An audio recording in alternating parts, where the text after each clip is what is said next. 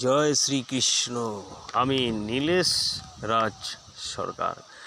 আমি জ্যোতিষগুরু নীলেশ রাজ সরকার। আমার দীর্ঘ 20 বছরের অভিজ্ঞতায় এবং 2 লক্ষেরও বেশি ভক্তের জন্মকুষ্টি বিচার করে তাদের সমাধান করেছি।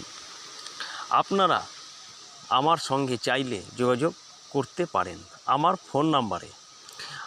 আমি অবশ্যই চেষ্টা করব আপনাদের সমস্যা সমাধান করার, এবং আপনারা যারা কোশ্চেন করেন আপনাদের প্রেম, ভালোবাসা, ব্যবসা, অর্থজীবন, কর্মজীবন কেমন যাবে, আমি সব কথা বলবো এই ভিডিওতে।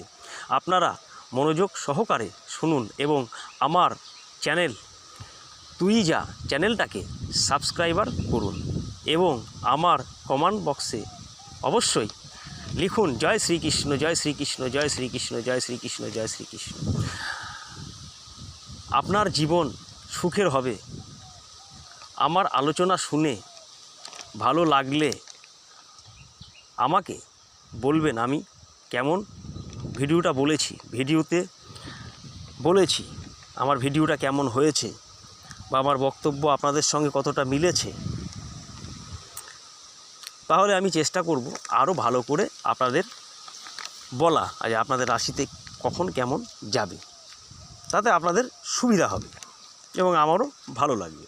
দেখুন, মীন রাশি জলতত্ত্ব রাশি। মীন রাশির অধিপতি বৃহস্পতি, বর্তমান শনির অধীনে, মানে শনির 7.5 চলছে। তো শনির 7.5 চলার সময় কোনো রাশি ভালো থাকতে পারে না, কোনো রাশি না। অন্যান্য জ্যোতিষ হয়তো বলছে লাইক পাওয়ার জন্য, কমেন্ট করার, আপনারা ভালো বলবেন, হ্যাঁ হ্যাঁ ভালো ভালো, কিন্তু না, যেটুকু আপনার ভালো হবে আমি সেটুকু বলবো, যেটুকু হবে না আমি বলবো না। তাতে আপনাদের সাবধান হয়ে যাবেন, আপনাদেরই ভালো হবে।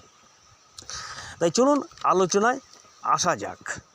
রাহু দ্বাদশে, কেতু ষষ্ঠে, কখনোই ভালো ফল দেবে না, ডিস্টার্ব থাকবেই। আচ্ছা, বৃহস্পতি তৃতীয়, ভালো ফল দেবে।